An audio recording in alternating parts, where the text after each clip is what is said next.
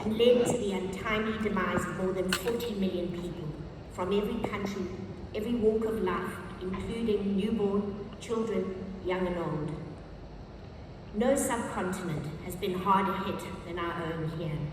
Of the 40 million people living with HIV, 26 reside in sub-Saharan Africa.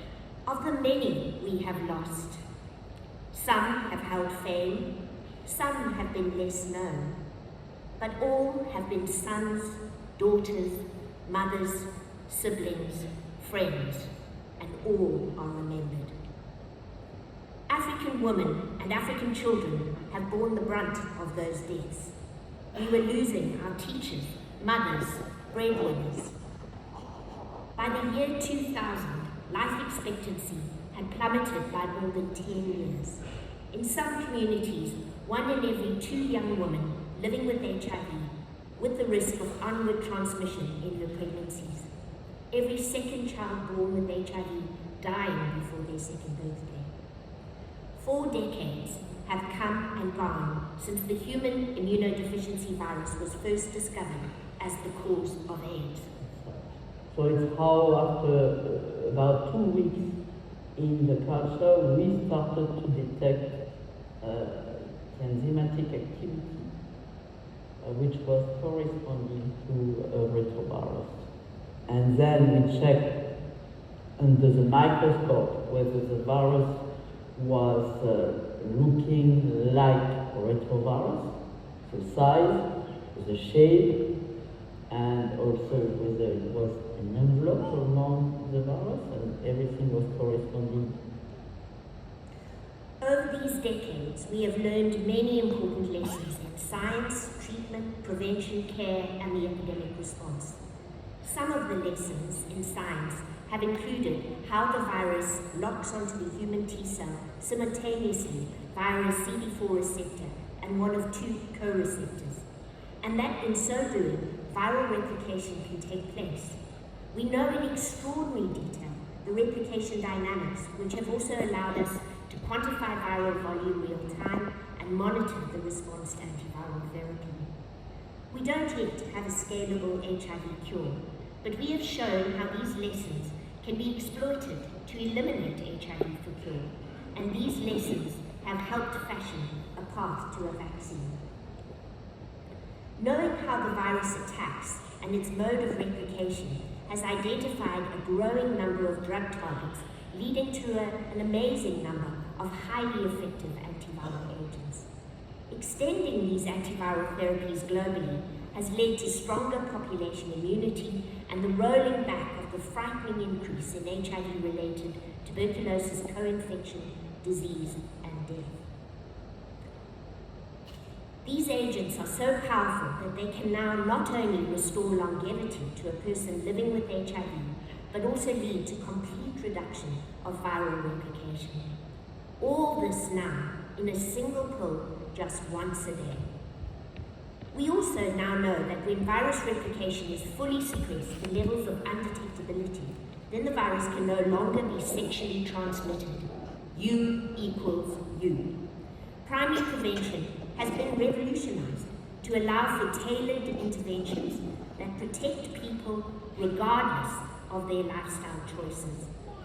This has transformed the limited approach of the ABC of prevention to include a veritable train of prevention options. We can now personalize primary prevention to an individual's lifestyle and needs. Which carriages do you need to draw up at your station? Antiretroviral-based prophylaxis is also undergoing a revolution, and we have a growing selection of pre-exposure and post-exposure prophylaxis. We do not yet have a vaccine, and whilst we need to keep researching for a safe and effective vaccine which could eradicate the HIV epidemic for good, the recent additions of long-acting, infrequently dosed PrEP options such as Cavalane, the Dipivirine ring, and most recently lenacapavir for PrEP could, if scaled up and rolled out, bring this epidemic to its knees as a public health threat by 2030. We developed the tools to eliminate the vertical transmission of HIV in pregnant and lactating people since the discovery of zidovudine for this purpose in 1996. And today, in high-income countries, the transmission of HIV to a newborn or breastfed baby is exceedingly rare. It remains unfinished business that we have not done the same in Western and Eastern Southern Africa. Most of these scientific breakthroughs can be attributed to the important and productive research partnerships between the National Institutes of Health, research organizations and universities in the global north and the global south. The path of science has been straight and clear, finding innovative solutions to alleviate human suffering from HIV has been its collective goal. We have also seen an unprecedented evolution of community involvement and mobilization from the earliest gay men's crisis, ACT UP, the Denver Principles, through to the Treatment Action Campaign. We have gone from activism to advocacy with TAG, GBGMC, GNP+, to name just a few. And we still wage law and justice for marginalized and key populations. The contribution over 4 decades to the global HIV response is squarely due in large part to the communities who have lived this, carried us, taught us, led with evidence, justice, equity, and rights. This unprecedented progress has required resources. The Durban 2000 conference was a rallying cry for the plight in the global south. The President's Emergency Fund for AIDS Relief, PEPFAR, was established in 2003. The Global Fund Against AIDS, TB and Malaria a short time later. Together, these have been the largest and most consequential investment in a global health response. Since inception, these funds have saved millions of lives and averted millions of infections, including among the newborn. They have supplied technical support and trained healthcare workers, helped to gather data, and provided the means to reach those who have previously been unreached. Encouragingly, we have seen a most welcome increase of 28% since 2010 in domestic funding in low and middle income countries. However, the reliance on foreign aid to fund our HIV response has left us vulnerable to a shifting and unpredictable funding landscape. In July last year, UNAIDS released this report. It marked the midpoint of the decade that would take us to our 2030 goal of bringing the AIDS epidemic under control as a public health threat. The report celebrated some milestones and goals achieved, particularly in the rollout of HIV treatment. But not all the 2025 goals have been met, and this is particularly so in primary prevention, stigma reduction, and AIDS in children. Even within the goals that have been met, the progress is uneven, with men, key populations, and peoples in areas of conflict and disaster left behind. So where did we land in 2025 in terms of the 95 goals? Leaving us with just over 9 million people living with HIV not in our services, and more than half of those who live in our region. Congrats to these countries who did arrive at the 2025 treatment goals.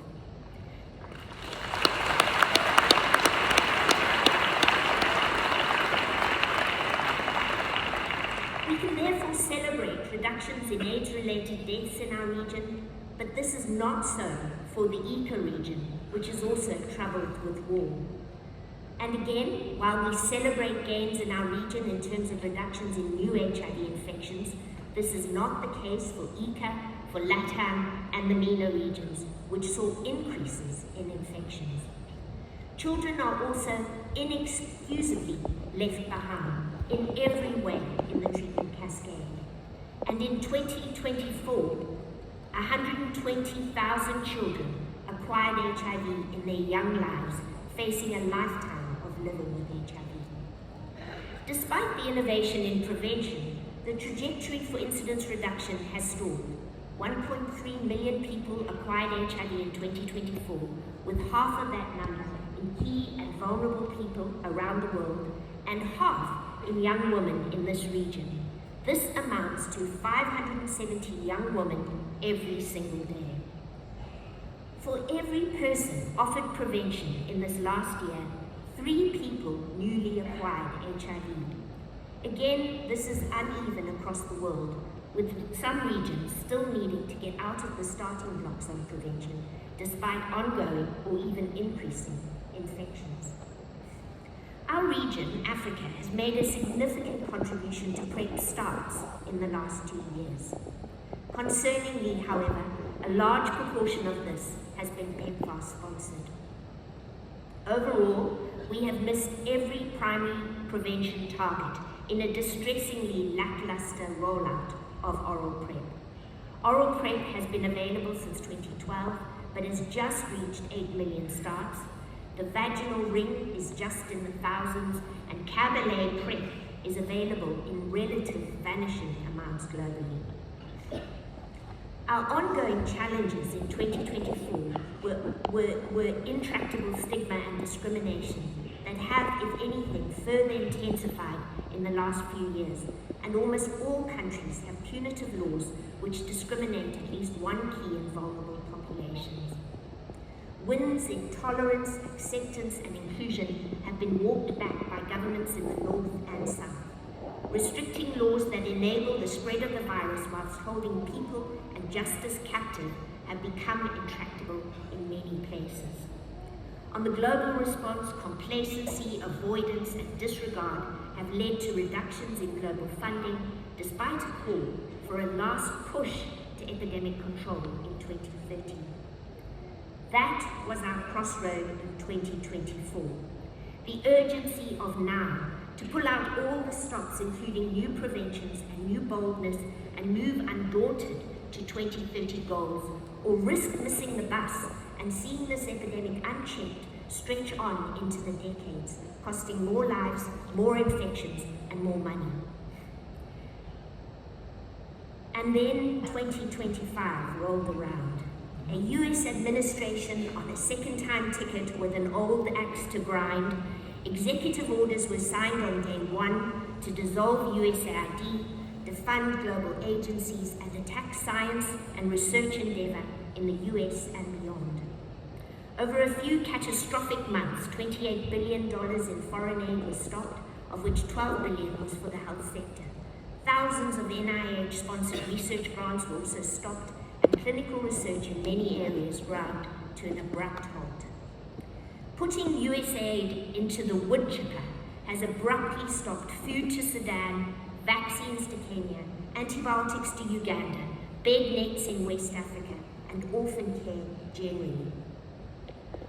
What contributed to really making America great was the 92 millions of lives saved through USAID over 21 years, including 30 million children under the age of 5.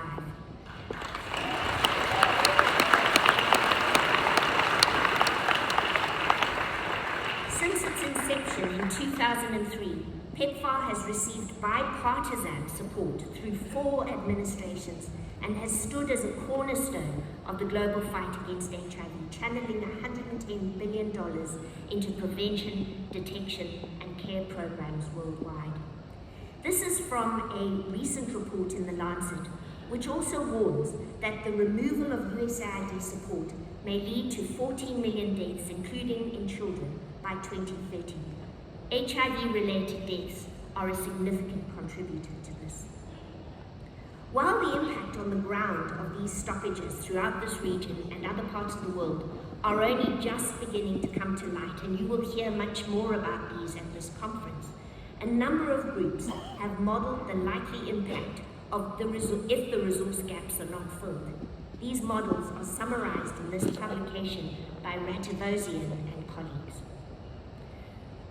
We are beginning to see severe disruptions in the HIV response programs in African countries, from prevention to monitoring, testing, and treatment, especially countries where the proportion of funding for the program has been largely dependent on donor funding.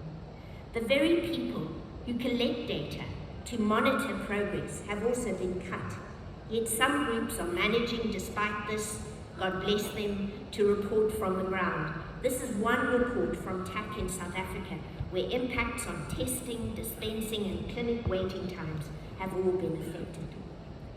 Very disturbing reports are beginning to emerge from countries largely dependent on aid, with art supply chains disrupted and stockouts occurring.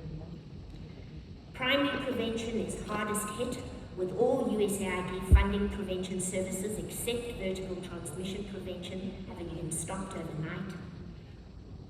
We no longer stand at a crossroad, but we now face a precipice. UNAIDS warns that if urgent steps are not taken, we may find ourselves back in the dismal era of 2000. We must all agree here today that we cannot go back. How then do we go forward? First, we need to bridge the precipice with resilience. The resilience bridge includes urgent plans to reduce the impact, and each country must devise their own. Emergency local and international bridging funding will also be needed. Next, we need a global and local recalibration towards meeting the 2030 goals. This includes international donor funding, but with a tailored plan to sustainably and responsibly move towards increased country self-reliance by 2030. To devise novel funding mechanisms to enable a calibrated plan for 2030, but also sustainable programming beyond. To agree on how these local and international funds can be used efficiently, responsibly, and reliably. And at the same time, to keep the lessons we have learned in the last 40 years in play regarding inclusion, community partnership, tailoring, differentiated care, and choice, whilst also adding new tools such as artificial intelligence, multi-month dispensing, task shifting, and other interventions that can help us do much more with less. Global and local partnerships will be key. Let's hear what the late past president Nelson Mandela said about this in 2000 at the Durban conference, chillingly more relevant now than ever. Others will not save us if we do not primarily commit ourselves. Let us, however, not underestimate the resources required to conduct this battle. Partnership with the international community is vital. A constant theme in all our messages has been that in the interdependent and globalized world, we have indeed again become the keepers of our brother and sister. That cannot be more graphically the case than in the common fight against HIV/AIDS.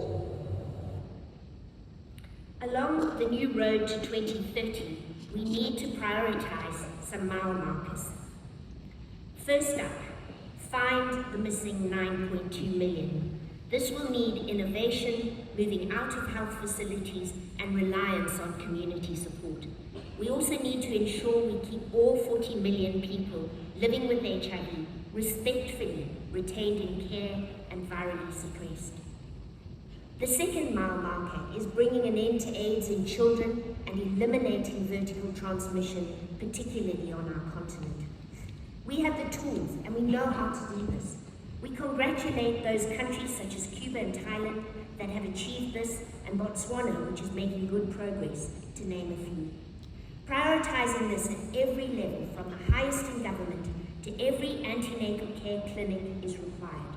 This also raises an excellent use case for injectable PrEP. Just 2 shots may save 2 infections in mom and baby. The number 3 mile marker is not to renege on primary prevention, but rather to double down on prevention. This investment is critical for the payout of dividends of epidemic control sooner rather than later.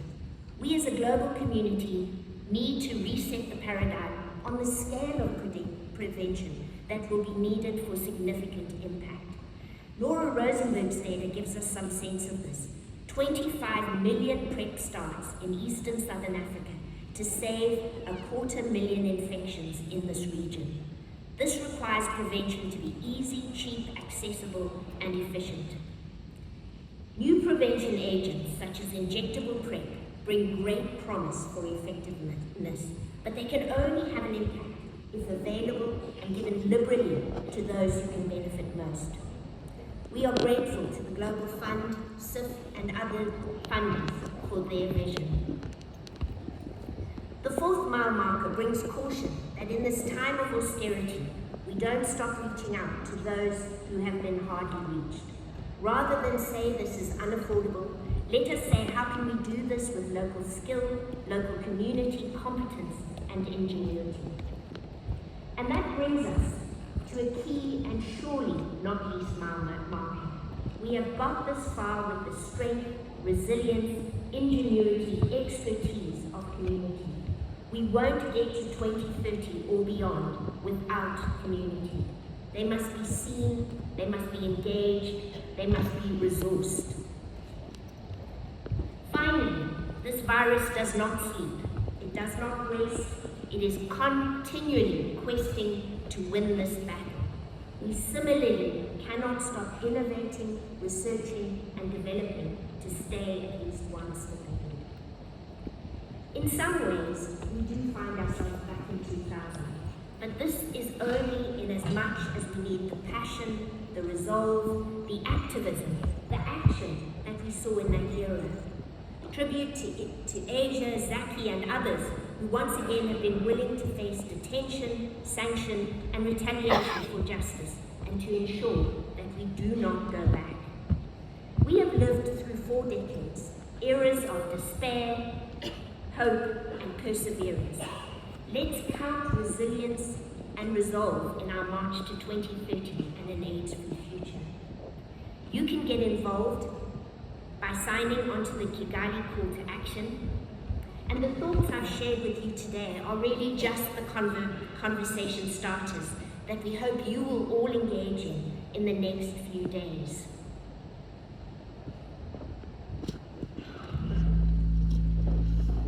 From a broken landscape